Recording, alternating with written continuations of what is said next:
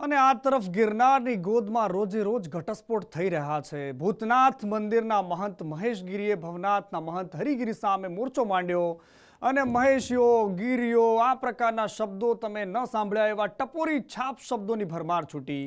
અને આ બધાની વચ્ચે હવે ફરી એકવાર એ જ મહેશગીરી અને એ જ ગિરીશ કોટેચા આમને સામને આવી ગયા છે। શિવરાત્રિનો તહેવાર આવી રહ્યો છે અને મહેશગીરીને જૂના અખાડામાંથી તેમની હકાલપટ્ટી યાદ અપાવી છે।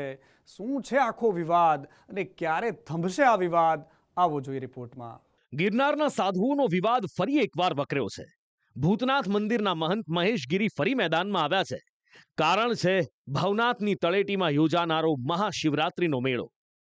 મહેશગીરીએ માંગ કરી છે કે ભવનાથ મંદિરના મહંત હરિગીરીને મેળામાં પ્રવેશ ન આપવામાં આવે અને તેના માટેના ગંભીર આરોપો સાથેના કારણો પણ તેમણે આપ્યા છે।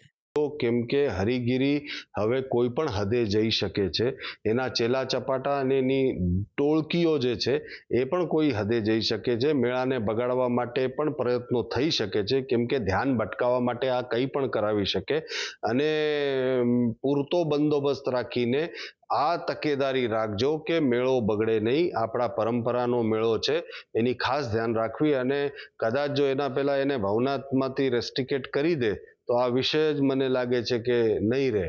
એટલે કેમ કે કાયદાકીય રીતે તો હવે એ પૂરું થવા જ આવ્યું છે। મહેશગીરી અને હરિગીરી વચ્ચે વિવાદ નવો નથી।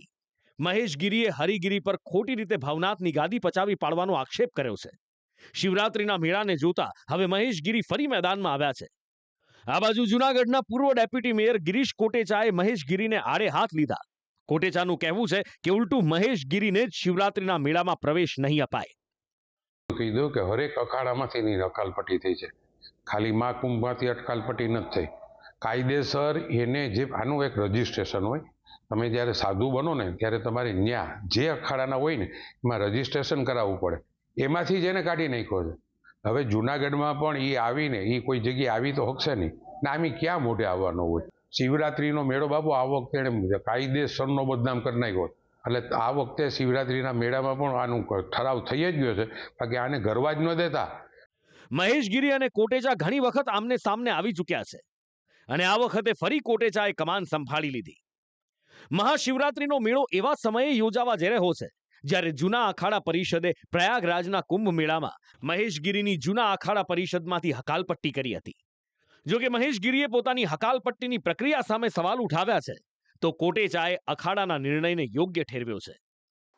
कारण बताओ नोटिस दी जाती है कि आपको हम बहिष्कृत क्यों न करें, उसके कारण बताओ, जैसे इलेक्शन में होता है। तो ये परंपरा अखाड़े में भी है, उसको कहते हैं जाजम बिछाना।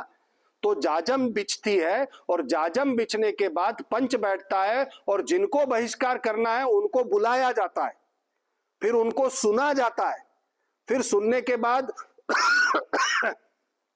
कितना सत्य है कितना नहीं है ये जाना जाता है, और यदि वो सत्य हुआ तो फिर अखाड़ा पंच तय करता है।